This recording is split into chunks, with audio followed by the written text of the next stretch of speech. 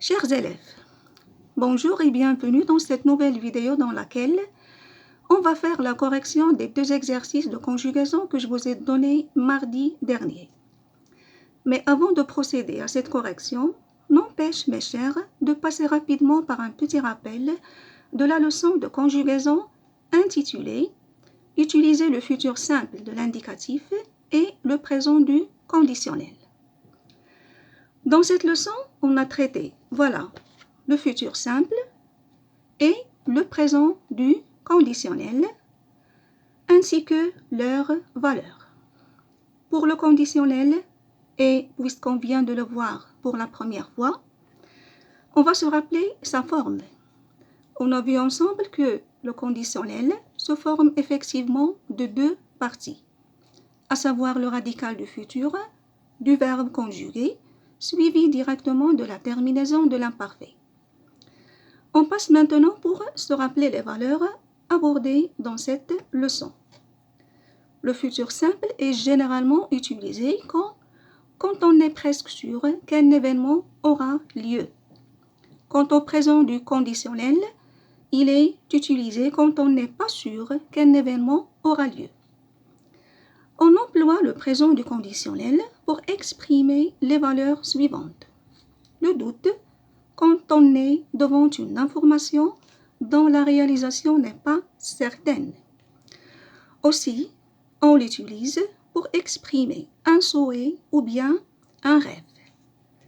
La réalisation d'un événement dépend d'une condition. On utilise souvent une phrase qui commence par « si » et dont le premier verbe, c'est-à-dire le verbe de la condition, est à l'imparfait.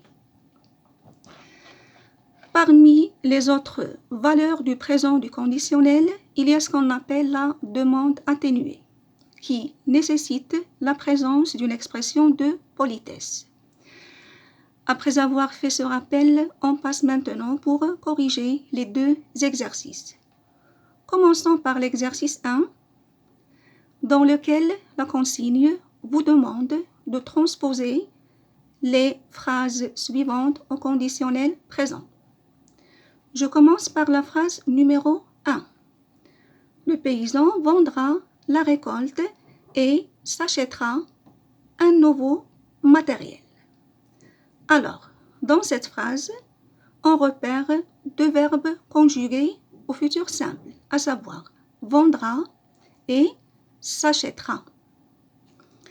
On va maintenant la mettre au conditionnel. Je parle de la phrase, tout en appliquant bien sûr la règle.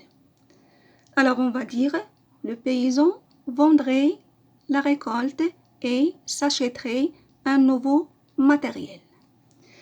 Pour la deuxième phrase, Magali sera une star. Elle tournera dans les plus grands films. Encore une fois, on repère deux verbes au futur simple, à savoir sera et tournera. Cette phrase aussi, on va la mettre au conditionnel et on va dire Magali serait une star, elle tournerait dans les plus grands films. Alors, les quatre verbes sont conjugués à la troisième personne du singulier. Voilà pourquoi on voit le radical du futur des verbes vendre, regardez, s'acheter, le verbe être ici au futur, et le verbe tourner, suivi de la terminaison de la troisième personne de l'imparfait, à savoir a été. Et là, on peut la repérer dans les quatre verbes. Maintenant, on passe à l'exercice 2. Le voilà, dans lequel vous devez indiquer la valeur exprimée dans chacune de ces deux phrases. Je commence par la phrase numéro 1. Voudriez-vous m'indiquer, s'il vous plaît, le chemin qui mène à la poste? Ici, la valeur exprimée est la demande avec politesse. Et pour plus de justification, on signale la présence de l'expression « s'il te plaît », la voilà, je vais la mettre en gras.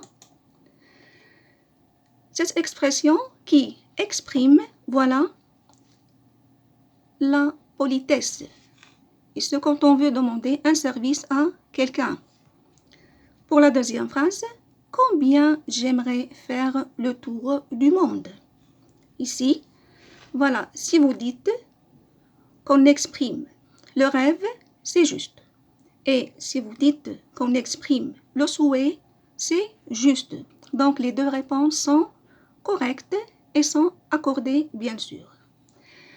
Prenez soin de vous et au revoir.